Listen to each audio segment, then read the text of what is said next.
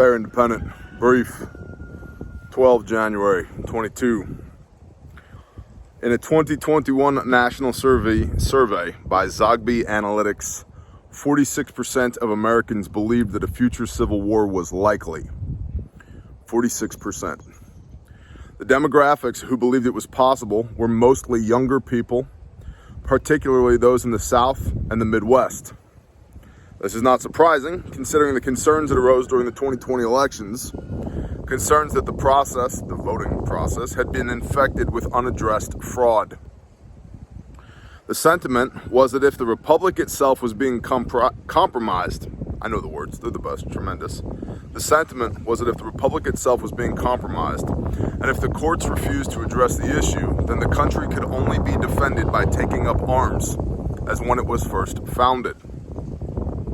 This sentiment was so strong, in fact, that it contributed to the events of the 6th of January, the extent of which depends on which side of the aisle you're on. Are you blue or red? Are you left or are you right? Are you progressive or conservative?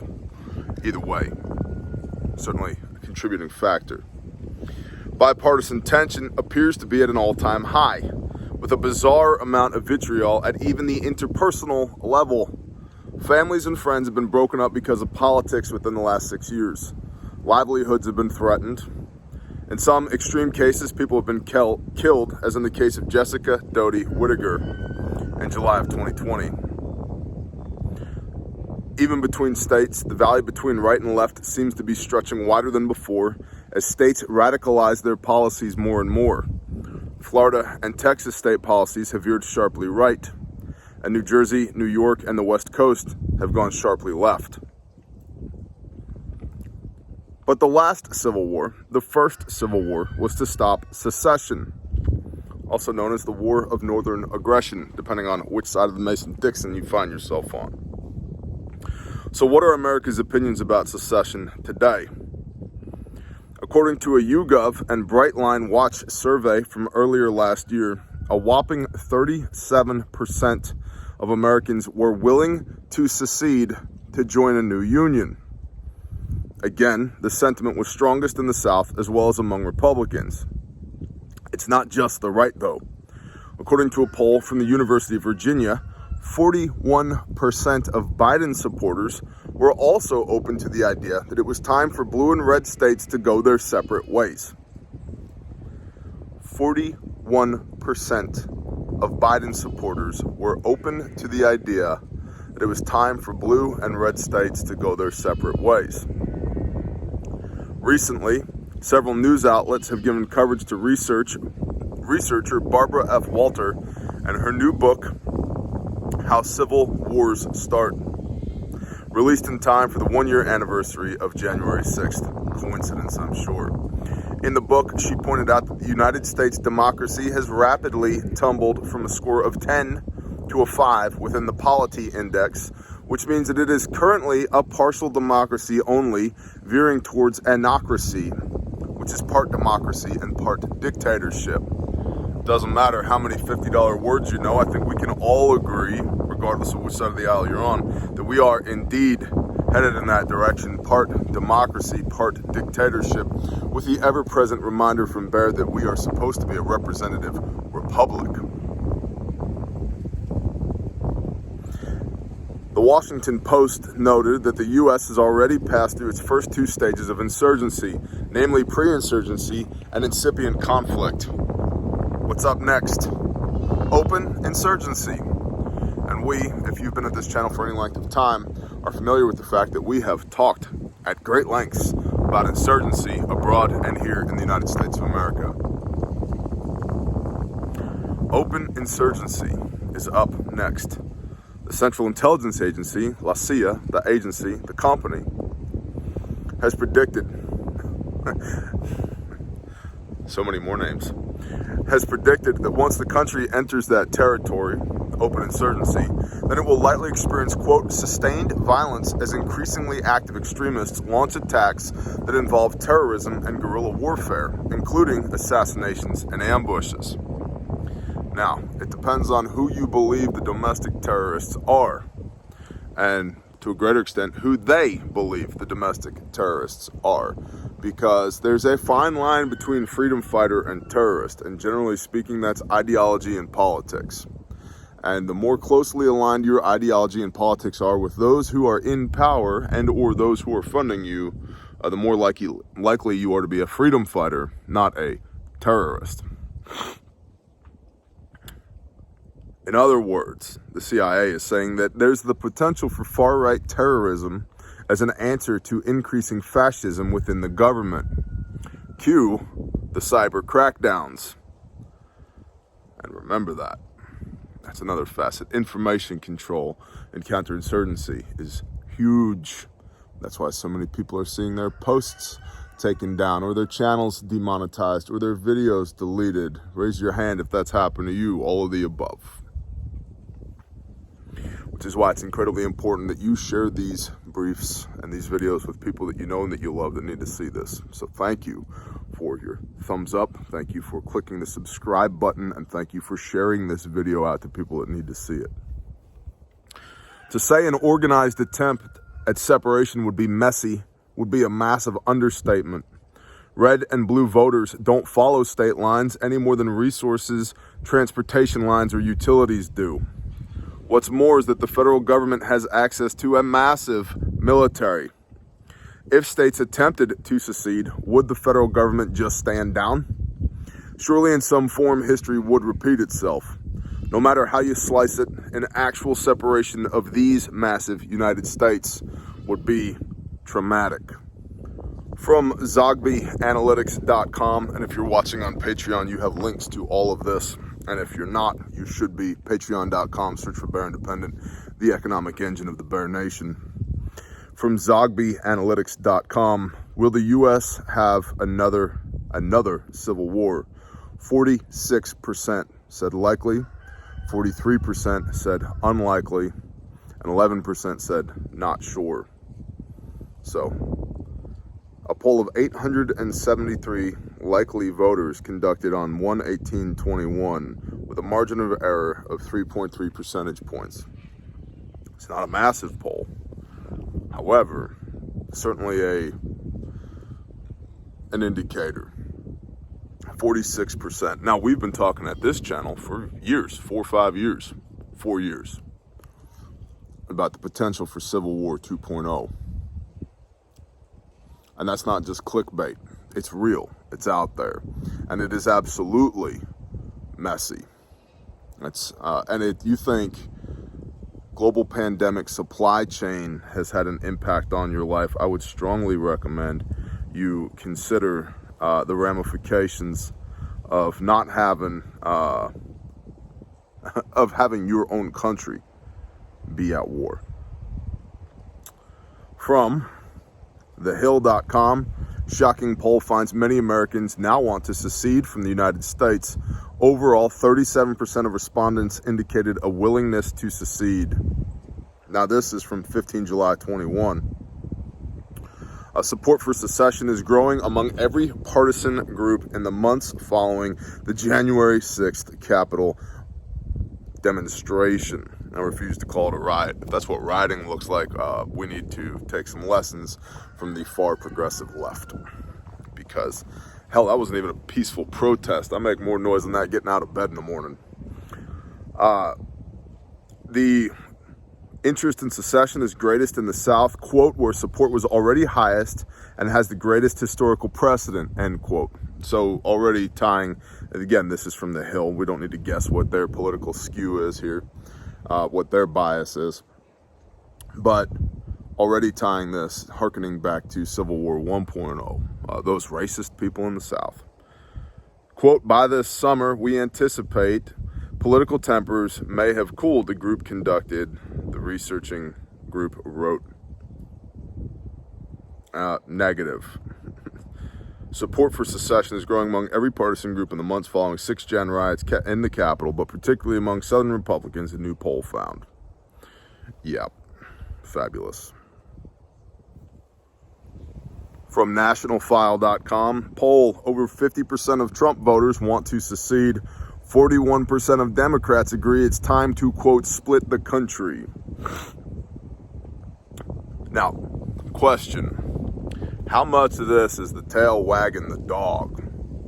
How much of this is one more facet of the big overarching plan to do whatever the hell they want to do, including, as we know, per our favorite supervillain, Klaus Schwab, at the World Economic Forum, the Great Reset, right?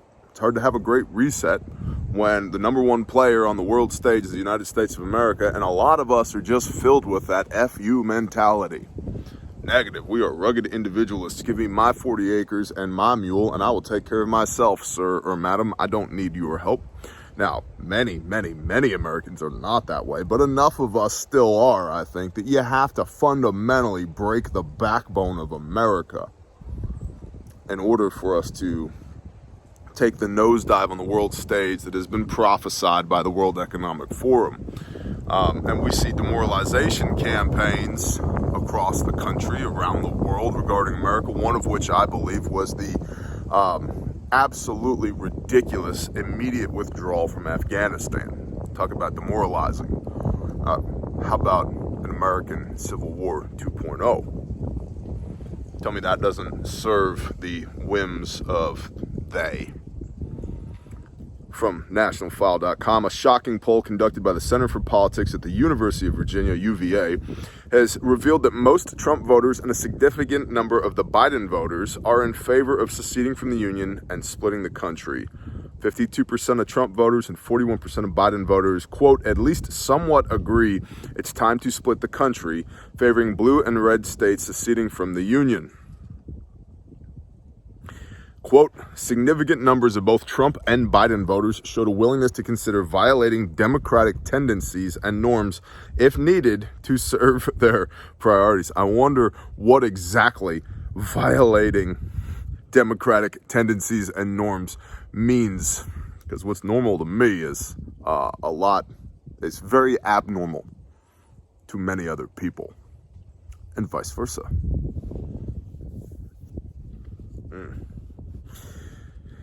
Ponder that. The pollsters explained roughly 2 in 10 Trump and Biden voters strongly agree it would be better if, quote, a president could take needed action without being constrained by Congress or courts, and roughly 4 in 10%, 41% of Biden, and half, 52% of Trump voters, at least somewhat agree that it's time to split the country, favoring blue and red states seceding from the Union. Wag that dog. From the New York Times, 6/JAN22 on the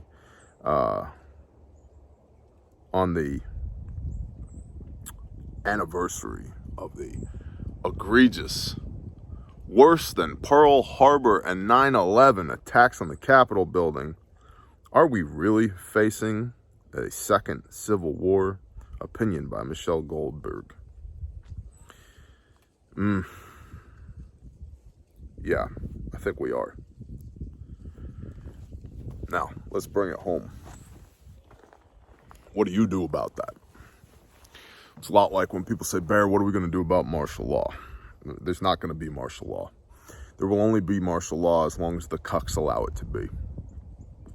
Just like this global pandemic has only been allowed to occur because the cucks have begged the government to govern them harder, daddy. Which is an Elijah Schaefer term. Sup, Elijah. Savannah, all y'all, good people. As long as you allow it, they'll do it. And Americans seem to have gotten really good at allowing some bullshit to go on. So I think Civil War 2.0 is entirely possible, likely even, but don't be where it is. Just like martial law, don't be where it is. It'll start in the built-up populated areas first. It always does. It may come out here, but it won't be immediately. And what's to say that the people who are out here will still be here by the time it gets here? Basic preparedness covers a myriad of potential problems, up to and including Civil War 2.0. What did Abraham Lincoln say? A house divided against itself cannot stand. He said that. You know who he was quoting when he said that? The Messiah, Yeshua HaMashiach, Jesus the Christ, talking about the casting out of demons and how he is stronger than the demons, and by that power, by the finger of Elohim, he cast them out. By the finger of God. That's an interesting phrase, because Exodus 31:18 makes it quite clear what was written with the finger of God. But I digress. You should go look that up if you're into that kind of Bible stuff. Hint, it's the Torah. A house divided against itself cannot stand. And that suits the big day just fine. You have to break the backbone of the American people. Those of us who are left that have a backbone, so that we can take a nosedive on the world stage. We're the only people that have our firearms left. We're the only ones that have our freedom left, more or less. I mean, look at Austria, look at Australia, look at Germany, look at France, Poland.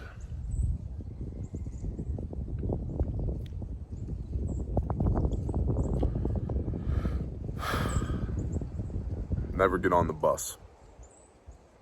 Never get on the bus. Never stand in the breadline. Independent of this broken, fragile system. Bear independent of their horseshit world governance. So, keep doing the things. That's what you do to combat this. You keep doing the things. Keep preparing. Keep steady on your knees with your nose and your Bible. Keep networking.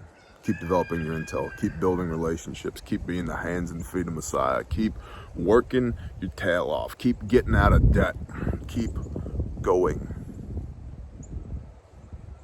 Keep going.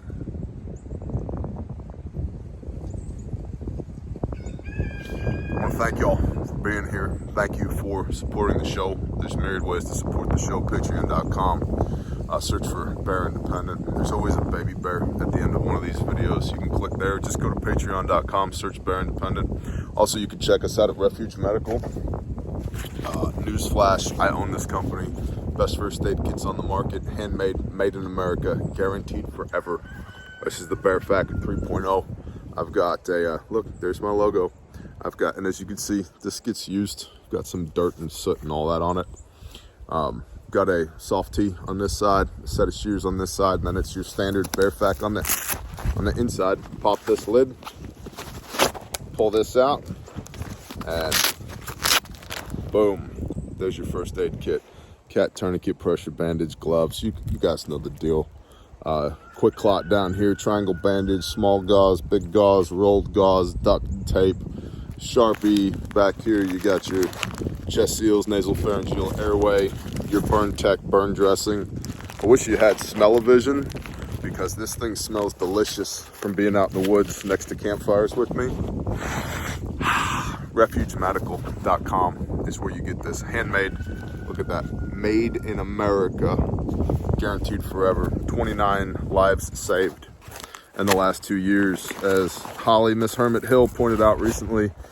By the hand of the Father, we've exceeded 1 life per month saved since we've been in business, which is completely badass.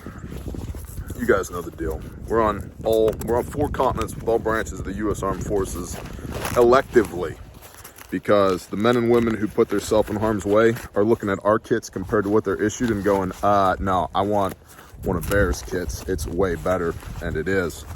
Law enforcement, civilian sheepdogs, fire, EMS, all over the globe.